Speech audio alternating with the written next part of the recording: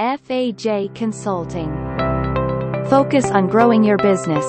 Let us do the rest for you. We help you keeping your books, taking care of your taxes, doing virtually anything you need to make you able to focus on your business. Talk to the experts. Talk to us today, here.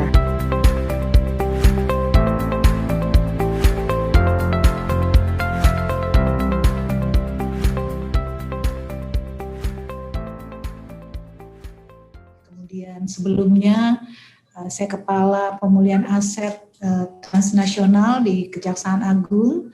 Terus sebelumnya lagi saya juga pernah menjadi Direktur dari Pelacakan Aset, Pengelolaan Barang Bukti dan Eksekusi di KPK. Kemudian juga selama 10 tahun mengabdi di KPK sebagai penuntut umum. Terakhir kasus yang saya pegang adalah kasus Setia Novanto. Itu untuk pengenalan Bapak Ibu semua ya. Oke. Nah, terus kita mulai nih. Banyak yang berkata bahwa Indonesia korup gitu ya, Indonesia korup. Terus sampai hari ini kita masih dianggap negara yang korup.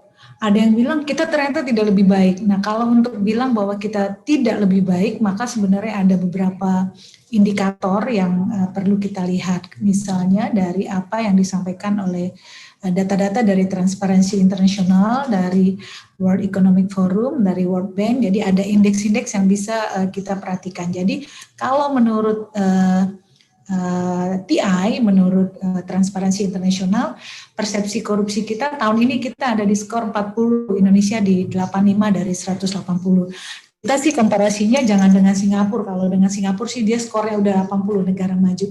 Tapi kalau kita misalnya melihat Malaysia, startingnya mereka memang lebih baik, ada di 52, tapi sebenarnya indeksnya tidak meningkat. Jadi kita di zaman awal reformasi, indeks kita tuh ada di 24. Jadi artinya sebenarnya secara skor kita cenderung tense-nya bagus, tapi memang pelan-pelan gitu ya. Dibandingkan dengan Thailand atau Filipina, sebenarnya kita sudah jauh lebih baik gitu. Bagaimana dengan indeks yang lainnya? Ada indeks PER yang mengatakan tentang annual growth ranking, kita tahun lalu ada di 7,5, tapi memang berita jeleknya kita ternyata masih masuk negara yang korup gitu. Ada lagi indikator yang bisa kita lihat dari World Competitiveness Index atau dari World Bank. Jadi sebenarnya korupsi di negara kita handle dengan baik, artinya ada progresnya, tapi kita tahu bahwa benar bahwa korupsinya masih banyak. Jadi kalau misalnya ada yang bilang kita malah makin korup, sebenarnya enggak. Hanya bedanya adalah pada zaman Orde Baru semua dana terkumpul di pusat yang kemudian dibagi ke daerah, kemudian pasca reformasi ada otonomi daerah sehingga anggaran menjadi tersebar di semua kabupaten kota maupun provinsi, jadi korupsinya pindah ke daerah-daerah yang menjadi raja-raja kecil. Dan kita juga melihat bahwa APBN kita ternyata naiknya sampai lebih dari 10 kali lipat dari zaman awal reformasi. Jadi sehingga tentu saja kalau secara angka maka kita melihat nilainya juga semakin besar. Nah, terus siapa sih yang korup? Orang bilang biasanya yang korup pejabat lama. Ternyata trennya tidak begitu. Trennya justru anak-anak muda. Misalnya kita lihat Angelina Sondag ini yang lagi nangis di situ ya. Atau yang di bawah Fat Alverus atau Nazarudin, mereka korup di usia 30-an gitu. Mereka korupsi di usia 30-an. Terus kalau secara profesi siapa sih yang korup? Ternyata orang yang tanda tangan di duit kita. Jadi kalau duit 50 ribuan itu Bapak Ibu, ternyata dia juga korup gitu. Terus ada hakim Mahkamah Konstitusi Hakim Mukhtar yang putusannya final and binding gitu ya. Satu-satunya sebenarnya lembaga yang putusan final and binding pada tahap awal dan langsung tahap akhir adalah Mahkamah Konstitusi. Itu ternyata juga korupsi. Kita tahu juga misalnya kayak Joko Chandra Joko Susilo dari kepolisian, dia dulu Kakor Lantas, itu juga korup. Bayangkan setiap STNK dan pembuatan SIM dia dipungut 5.000, berapa juta kita bikin SIM di negara kita ya. Itu contohnya. Kalau kepala daerah ya ada banyak sekali, pasti saya yakin Bapak Ibu karena banyak mengikuti dan sudah tahu bahwa masih masif lah terjadi. Bahkan yang baru-baru ini paket sembako aja 10.000 ternyata ditelusuri nilainya hanya 180.000 gitu. Jadi artinya ada orang yang mengaku ustadz saja ternyata dia juga korup gitu. Jadi misalnya kayak daging, perkara daging beberapa tahun lalu sebenarnya daging dibeli di Australia harganya hanya 22.000 per kilo. Sampai di Indonesia konsumer belinya sampai 90, 80 sampai 110. Kenapa? Ternyata untuk dapat izin impor, maka pihak swastanya harus membayar sejumlah nilai. Jadi untuk anggota DPR yang bisa 3.000 per kilo, kemudian belum lagi pejabat dari eselon 1, eselon 2, eselon 3, eselon 4, baru di satu Kementerian Pertanian pindah lagi izin impornya dari Kementerian Perindustrian, sama kondisinya sehingga akhirnya yang membayar sebenarnya kita sebagai konsumen. Jadi concernnya sebenarnya di situ. Bahkan seorang Profesor Rudi Rubiandini aja yang katanya itu selalu rajin sholat di Masjid Salman, yang zaman dia menjadi akademisi saja, kemudian ketika memimpin SKK Migas akhirnya juga korup gitu ya. Akhirnya korup. Jadi memang kekuatan untuk masuk ke sistem dan tidak menerimanya itu juga menjadi perjuangan tersendiri. Ini saya tampilkan beberapa orang yang misalnya di sini terlihat juga Tubagus Khairi Wardana. Kita tahu misalnya Banten salah satu provinsi pengembangan dengan Bangka Belitung, Banten, satu lagi saya lupa. Ada 3 provinsi pengembangan, tapi yang paling potensial adalah Banten. Dia punya pelabuhan, punya bandara, tapi ternyata indeks miskinnya yang paling parah Banten gitu. Kenapa? Karena semua proyek yang ada di Banten itu kemudian dikoordinir oleh Tubagus Khairi Wardana. Itu kira-kira perkaranya seperti itu. Sama ini kita melihat anggota MPR, gubernur. Jadi dulu di KPK terakhir juga saya adalah ketua tim untuk pencarian orang di luar negeri. Jadi dulu ada Nazarudin, ada Neneng, ada Nunun, kemudian ada Anggoro Wijoyo gitu ya. Jadi by the way saya terima kasih juga nih sama koruptor karena bikin jalan-jalan. Jadi bisa jalan-jalan. Miranda Gultom, nah ini perkara yang juga saya tangani dan betapa ngeyelnya dia untuk bilang gitu. Nah, sekarang kita ke pengertian. Kalau sebenarnya secara pengertian, Bapak Ibu sekalian, korupsi sih artinya adalah busuk gitu ya. Artinya busuk. Jadi bukanlah hanya merugikan keuangan negara. Tadi yang saya sampaikan contoh soal daging, seolah-olah negara nggak rugi, tapi sebenarnya masyarakat rugi banyak gitu. Itu jadi semua perbuatan busuk. Kalau menurut TI, korupsi adalah perilaku pejabat publik. Jadi ini selalu dikaitkan dengan pejabat publik. Mau politikus, mau politisi, mau pegawai negeri.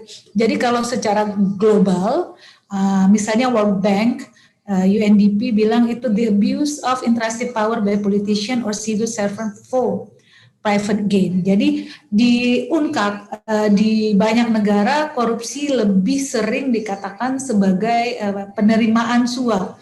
Jadi beberapa negara tidak mengenakan sanksi kepada pemberi suapnya gitu.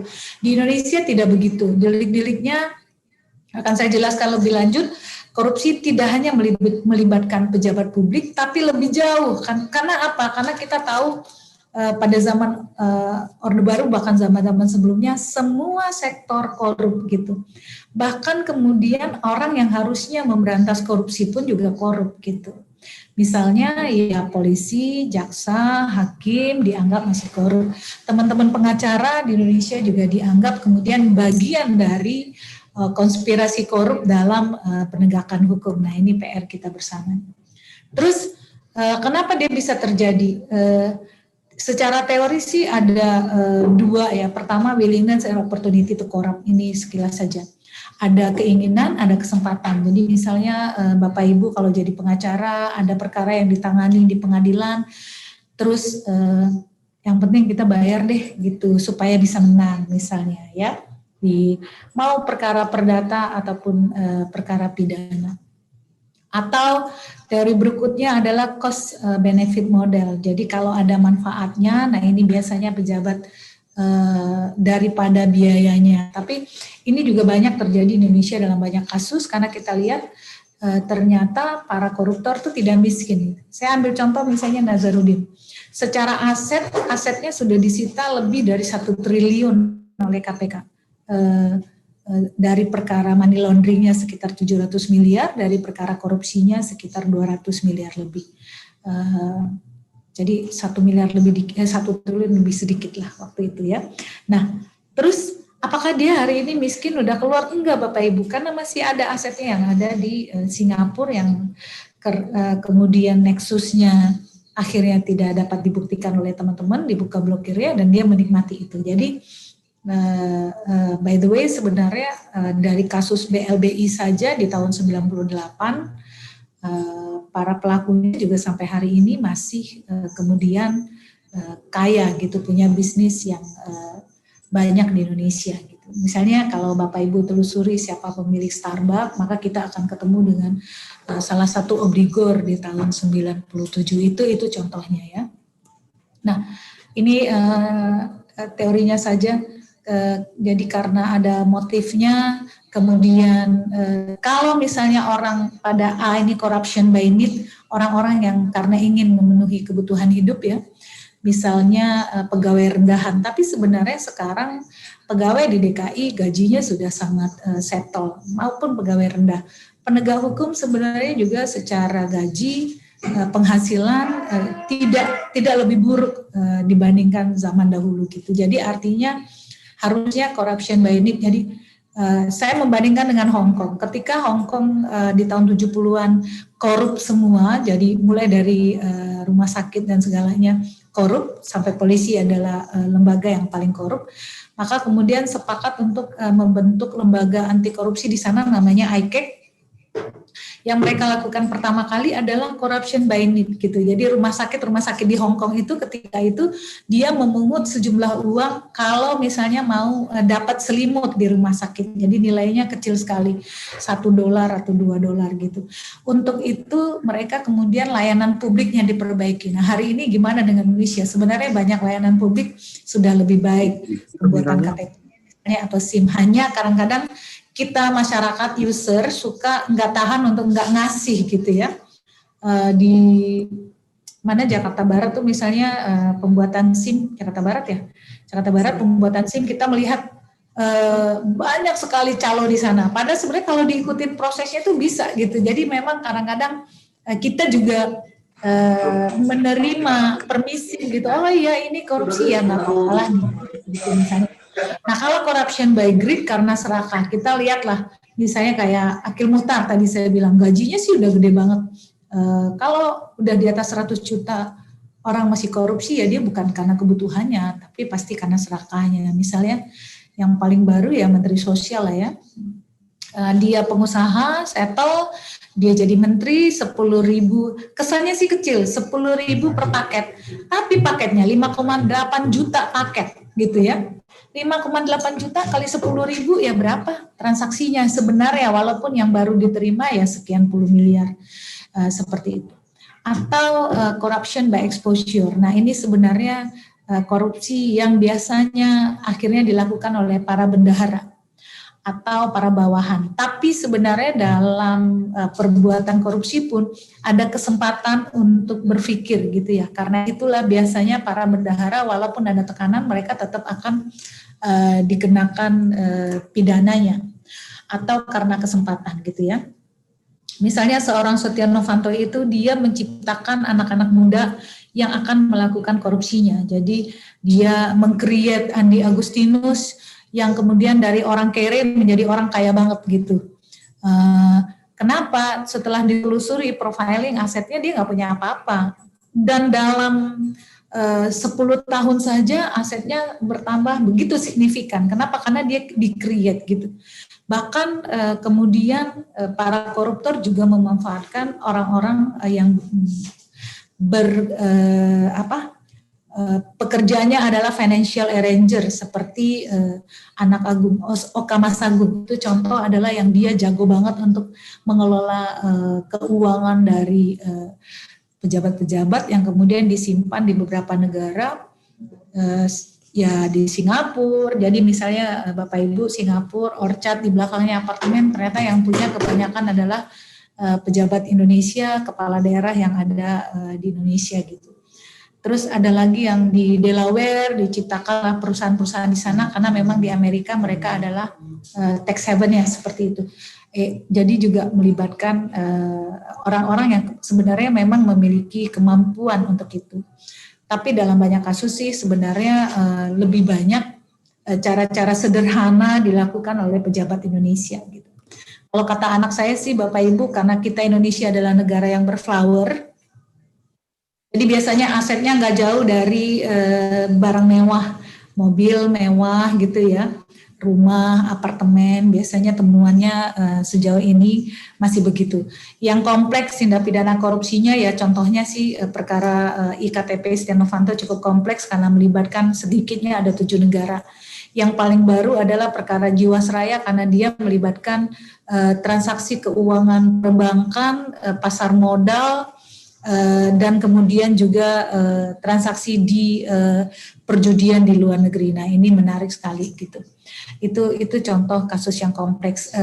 Pada perkara Garuda Indonesia, Pak Emir Sashatar direkturnya juga jago karena beliau bekas direktur bank, lama di perbankan, tapi ya itu kalau kami di penegak hukum sepandai-pandainya koruptor ya kita harus selangkah lebih maju, walaupun kejahatannya juga jauh lebih maju.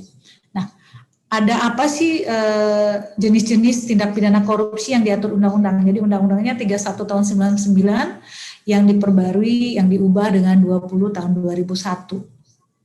Sebenarnya di 3199 ini banyak mengadopsi dari pasal-pasal yang ada di KUHP di 2021, di 2001, 2001 kemudian di breakdown, kemudian dibunyikan unsur-unsurnya, bedanya sih di situ. Ada 30 Bapak Ibu yang lebih gampang mungkin di sini. Ada 30 jenis tindak pidana korupsi yang diatur oleh Undang-Undang 31 dan 20. Lebih sering orang mendengarnya karena memang inilah yang paling sering dilakukan penegakan hukumnya adalah kerugian keuangan negara gitu ya. Sehingga banyak masyarakat berpikir kalau korupsi adalah negara rugi gitu. Diatur pada pasal 2 dan pasal 3. Padahal sebenarnya kalau kita melihat lebih lanjut dari jenis-jenisnya, maka yang paling banyak adalah suap menyuap. Jadi mulai dari pasal 5 ada 15 lebih kurang 15 pasal terkait dengan suap menyuap ini. Ada penggelapan dalam jabatan, kemudian ada pemerasan. Nah, apakah ada perkara pemerasan yang ditangani oleh penegak hukum? Ada Bapak Ibu, karena unsurnya menjadi tipis dengan suap gitu. Pada suap saling menguntungkan di antara kedua belah pihak gitu. Pada pemerasan si yang diperas sebenarnya dia sudah melakukan kewajibannya secara hukum dengan benar, hanya kemudian pegawai negeri atau pejabatnya, subjek hukum yang memeras inilah yang kemudian punya kepentingan gitu. Jadi saya hanya menangani 2 kasus pemerasan, sisanya lebih banyak jatuh ke suap menyuap. Kemudian perbuatan curang ini bedrock dalam pengadaan barang dan jasa terutama, kemudian juga ada konflik kepentingan dalam pengadaan. Nah ini nanti mungkin Bapak Ibu juga sebagai pengusaha di daerah ya, konflik kepentingan dalam pengadaan ini artinya ada aturan lebih lanjut yang dikeluarkan oleh teman-teman di KPK. Jadi misalnya kalau saya jadi kepala satuan kerja, maka suami saya harusnya tidak boleh memiliki proyek di sana gitu. Tapi sebenarnya ada tipsnya nih. ya udah jangan kerjakan proyek di kantor, tukeran sama temen yang kepala di lainnya. Ini tips. Tapi ya tetap aja itu namanya ada konflik kepentingan ya. Tapi kalau kata guru besar saya, Prof. Andi Hamzah, ya udah dicurangin aja. Jadi kalau Anda kepala wali kota di Manado, ya jangan pengadaan di Manado, katanya pengadaannya yang di Mataram gitu. Jadi aman gitu. Tapi ya tetap nanti suap menyuapnya akan dilihat. Nah, gratifikasi pasal 12B untuk pasal 12C ini saya tidak membahas lebih dalam. Kenapa? Karena sebenarnya gratifikasi ada aturan lebih lanjut. Kalau misalnya dalam 30 hari tidak dilaporkan, barulah dia menjadi suap. Jadi dia berubah menjadi suap. Tapi gratifikasi ini sering dijadikan entry gate untuk tindak pidana pencucian uang gitu. Karena penegak hukum, penyidik sering melihat dan sering kita temukan bahwa ternyata orang menerima gratifikasi tapi nilainya fantastis gitu. Sehingga gratifikasi menjadi sumber awal dari tindak pidana pencucian uang. Nah, ada tindak pidana lain yang berkaitan dengan korupsi, misalnya merintangi proses gitu. Kalau dengar Miriam Haryani adalah salah satu contoh bahwa dia dikenakan merintangi proses penyidikan. Atau orang yang keterangan kekayaannya tidak benar gitu, maupun keterangan rekening maupun keterangan palsu. Jadi misalnya dokter yang kemudian merawat Setia Novanto ketika dia habis nabrakin ke tiang listrik, itu adalah contoh bahwa dia kemudian memberikan keterangan palsu gitu ya. Nah, ini tadi yang saya sampaikan. Sebenarnya lebih banyak delik ini berasal dari KUHP dan juga kemudian dari undang-undang korupsi sebelumnya 371, tapi karena kemudian ada UNCAK yang kita ratifikasi juga, dan bahkan sampai hari ini ada pasal-pasal di UNCAK yang belum kita ratifikasi, misalnya terkait dengan foreign bribery. Foreign bribery apa? Ketika pengusaha-pengusaha kita menyuap pejabat di negara lain gitu. Nah, kalau misalnya pejabat kita disuap oleh perusahaan asing, maka kita masih punya kompetensi untuk menanganinya. Tapi ketika perusahaan kita menyuap pejabat negara lain, misalnya punya proyek di Myanmar, maka kita tidak bisa menangani. Nah, ini kenapa kemudian concern jadi negara lain, kita udah G20, terus di OECD juga kita selalu ditagih soal ini. Kebetulan juga saya selalu ikut dalam konferensinya setiap tahun maupun konferensi UNODC sendiri. Kenapa Indonesia ditagih gitu? Karena kita udah merasa negara maju G20. Kerugiannya bagi pengusaha Indonesia sebenarnya adalah mereka tidak bisa compete di negara yang kemudian sudah mengatur tentang foreign bribery. Jadi artinya perusahaan-perusahaan kita kalau mau bidding di negara lain, persyaratannya adalah kita comply dengan foreign bribery gitu.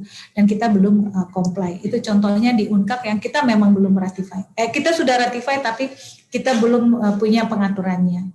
Ini tadi sebenarnya sudah untuk menjelaskannya saja. Nah, juga tadi sudah. Terus ini, yang penting sebenarnya Bapak Ibu dan yang paling sering akan ketemu di pusat maupun di daerah adalah ketika dinyatakan pasal 2. Di mana sih bedanya pasal 2 dan pasal 3? Jadi biasanya penyidik maupun jaksa pasti dalam surat dakwaannya, kalau dia mendakwa seseorang dengan pasal 2, dia juga akan mendakwa dengan pasal 3. Kenapa? Yang satu dianggap lebih genusnya daripada yang lainnya.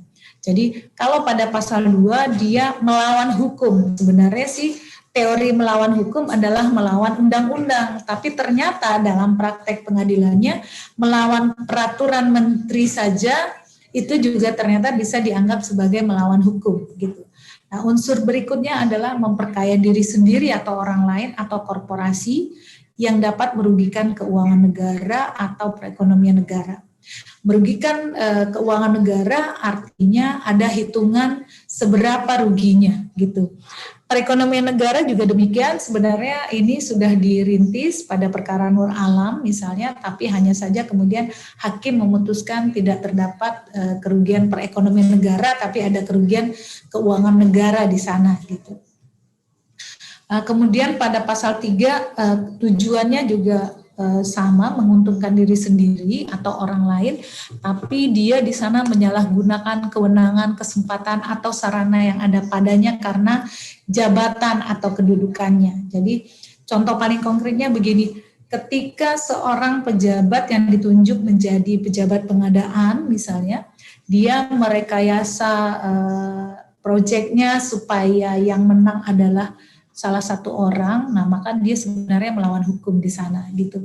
Tapi kalau atasannya si pejabat pengadaan tadi kemudian juga menyetujui saja perbuatan melawan hukum, maka pejabatnya bisa dikenakan pasal 3-nya bukan pasal 2-nya. Jadi sebenarnya kurang lebih contohnya seperti itu. Terus dalam suap menyuap nih, tadi saya di awal sampaikan bahwa suap menyuap adalah pasal paling banyak dalam Undang-Undang Tipikor. Pada pasal 5 pemberi suapnya nanti untuk penerima 5 ayat 2 juga ada. Tapi pasal 5 ayat 2 hampir tidak pernah diterapkan dalam dakwaan. Kenapa? Karena kalau kita lihat sejarahnya ternyata ini sebenarnya cacat undang-undang nih, kalau bahasanya akademisi cacat undang-undang. Kalau Prof. Andi Hamzah bilang sih sama Romli Atma Sasmita, karena dia bilang karena kalau di DPR pakai screen kemudian terus jadi lupa pasal 5 ayat 2-nya dihapus karena dia terabsorpsi sebenarnya pasal 5 ayat 2 ini pada pasal 11, jadi dia sama. Mau aktif pasif ternyata kita juga sulit membuktikannya, jadi karena hukumannya lebih rendah, biasanya penyidik apalagi penuntut umum tidak menggunakan pasal 5 ayat 2 gitu. Jadi kemudian padanannya biasanya kalau orang pasal 5 ayat 1 maka penerimanya akan kena di pasal 12A atau B gitu. Pemberi suap kalau dia kena di pasal 13 maka penerimanya akan dikenakan pasal 11. Nah biasanya padanannya di situ aja yang dilihat. Pasal 6 suap kepada hakim. Tapi nanti ada lagi di 12 huruf C hakim yang menangani perkara. Jadi kalau pada pasal 6 adalah profesinya hakim, apakah dia sedang menangani perkara atau tidak. Jadi misalnya ada yang dia sebagai dalam kurator itu, maka hakim bisa kena pasalnya 6. Tapi kalau atas perkara yang dia sedang tangani, dia menerima suap, maka dia akan dikenakan 12 huruf C, ini beda-bedanya di situ. Nah ini juga yang mungkin perlu diketahui. Kalau pada pasal 12 huruf A kecil, kalau A besar dan B besar lain lagi, kalau 12 A kecil, maka dia poin pentingnya adalah sebelum dilakukan. Jadi memang unsurnya si pejabat tadi, pegawai negeri atau penyelenggara negara, dia kemudian menerimanya sebelum dia melakukan sesuatu. Jadi dealnya misalnya nih pada perkara Gubernur Riau Anas Makmun. Jadi sebelum dia menandatangani persetujuan untuk alih fungsi hutan, maka dia terima duit dulu, baru dia mau tanda tangan, gitu kira-kira. Nah kalau pada pasal 12 huruf B, sudah ada akibat. Jadi ada juga pejabat yang modelnya dia tanda tangan dulu, baru dia terima duit. Ini sebagai akibat dari perbuatannya, kemudian dia baru menerima. Biasanya deal-dealnya di situ, sebelum atau sesudah. Dalam banyak perkara 12A lebih banyak daripada 12B. Soalnya takutnya kalau udah ditandatangan nilainya kurang gitu ya. Makanya biasanya pejabat dia 12A. Atau dia sudah deal nilai tertentu di awal agar dia menandatangan, tapi nilainya dikasih DP. Sesudahnya baru diselesaikan sejumlahnya. Jadi, nah biasanya jaksa juga akan menuntut ini 12A. Jadi dealnya sudah selesai di awal, dia melakukan sesuatu, menggerakkan untuk melakukan sesuatu, walaupun nilai seluruhnya baru diselesaikan sesudahnya. Itu sebenarnya cara melihatnya.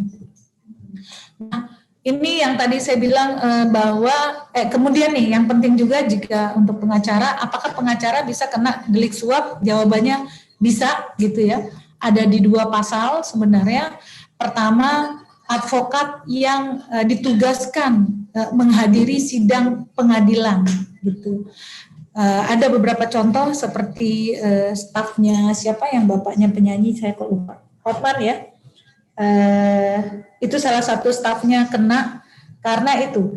Jadi ketika Bapak Ibu kemudian, dan ini sebenarnya banyak sekali perkara ini gitu ya, rayuan dari pengacara kepada jaksa maupun kepada penyidik gitu. Nah, jadi janjinya untuk mempengaruhi nasihat atau pendapat yang diberikan berhubung dengan perkara yang diserahkan kepada pengadilan untuk diadili gitu. Terus bagaimana dengan kurator? Nah, ternyata kurator juga bisa pada perkara Hakim Syarifuddin. Kemudian si pemberinya juga dikenakan, tapi dia memang tidak perkara yang sedang ditangani. Gitu. Itu advokat juga termasuk dalam ranah dari Undang-Undang Tindak Pidana Korupsi. Nah, siapa saja subjek hukum dari tindak pidana korupsi? Ada luas sekali. Pertama, ada orang. Kedua, ada korporasi. Korporasi tidak hanya berbadan hukum, jauh lebih luas. Kalau perorangan, yang pertama pegawai negeri. Pegawai negeri bukan saja ASN yang dimaknai oleh banyak masyarakat, tapi sebenarnya pengertiannya jauh lebih luas.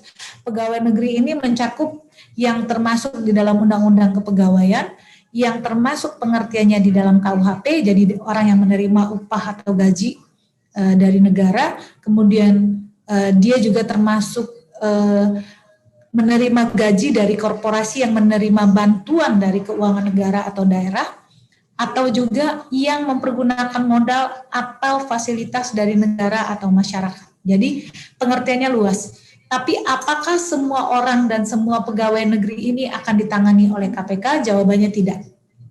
Jadi subjek hukum tindak pidana korupsi luas, tapi yang akan ditangani oleh KPK adalah pejabat-pejabat yang adalah penyelenggara negara sebagaimana dalam Undang-Undang 28 tahun 99, jadi dibatasi.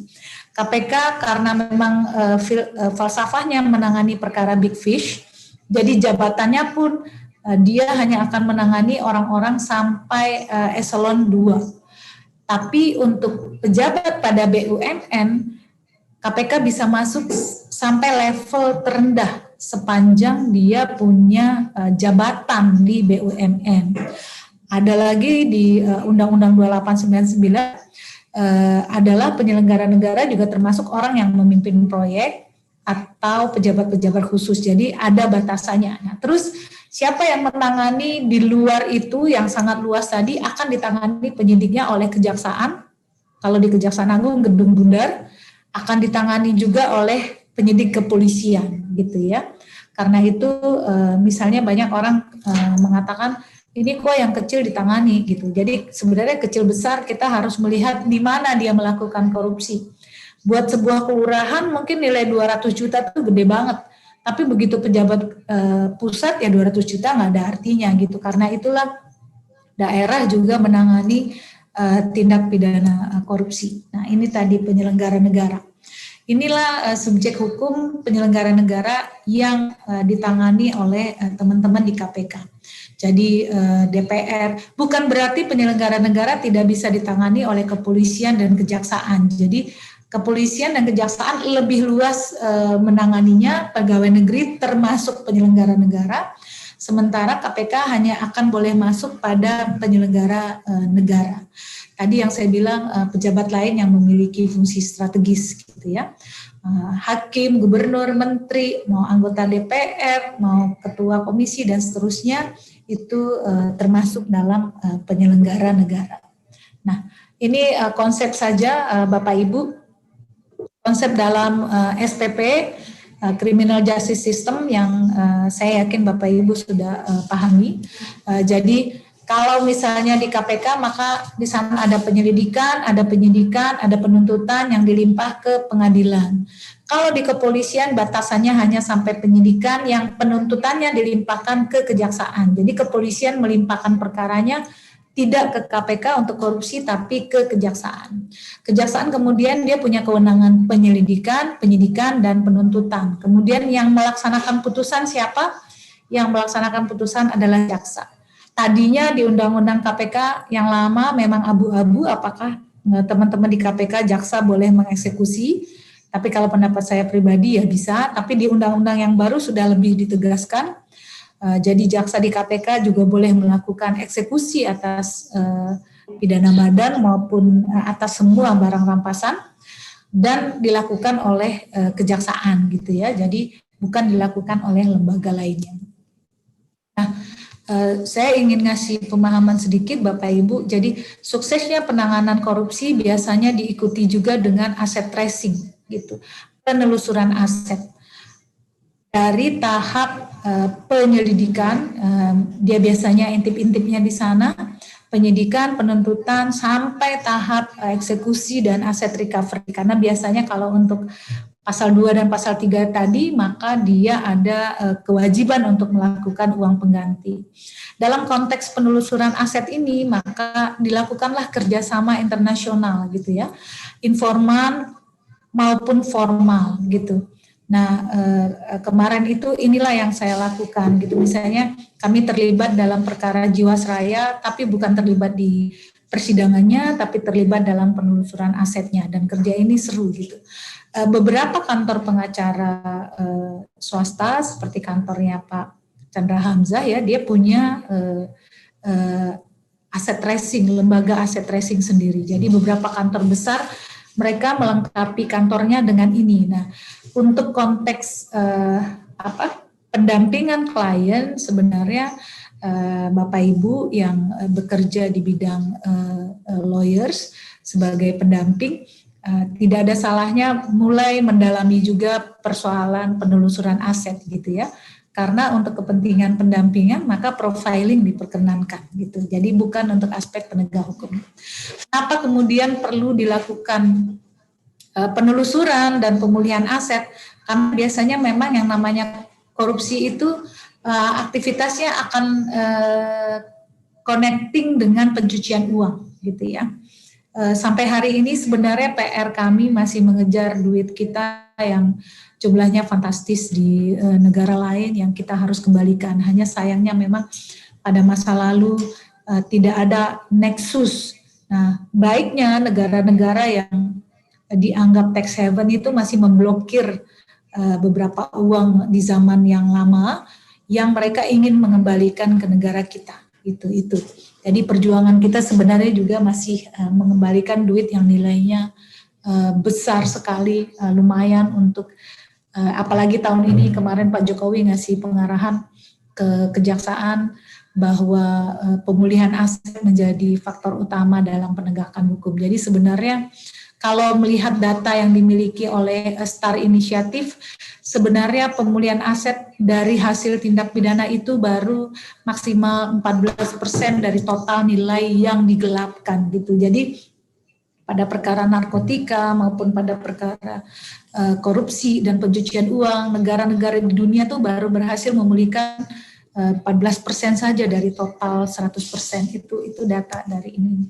Nah, karena itu sekarang ini baik di kejaksaan maupun di kepolisian, maka pekerjaannya tidak hanya follow the suspect, tidak hanya terhadap pelaku, tapi juga terhadap follow the money, terhadap aset. Jadi penegakan hukum berkualitas adalah conviction dan recovery. Karena memang sebenarnya kalau zaman kuliah kita belajarnya pidana tuh melulu hanya tentang tersangkanya gitu. Jadi memang ilmu penelusuran aset, ilmu aset tuh sebenarnya memang baru belakangan dan dalam beberapa konferensi belakangan ini 3 tahun terakhir maka temanya memang tentang pemulihan aset. Kejaksaan sebenarnya focal point juga untuk kontak pemulihan aset di Asia Pasifik maupun yang berkaitan dengan Eropa. Dalam situasi pandemi ini jaringan ini sangat dimanfaatkan oleh teman-teman yang ada di Eropa. Kalau baca berita belakangan itu ada bisnis scam yang ternyata transaksinya melibatkan perbankan Indonesia. Nah itu informasinya disampaikan kepada kami yang kita tindak lanjuti ke Mabes karena dia adalah perkara pidum, jadi ada duit puluhan miliar. Atau dalam pandemi ini memang banyak sekali negara-negara yang memesan alat-alat kesehatan ke negara Eropa, Korea, dan negara lainnya. Nah, ternyata banyak terjadi korupsi dan suapnya dengan rekening yang dibuka di tempat lain. Saya kira itu ya diskusi kita. Dengan senang hati kita bisa berdiskusi lebih lanjut jika ada pertanyaan dari Bapak Ibu sekalian.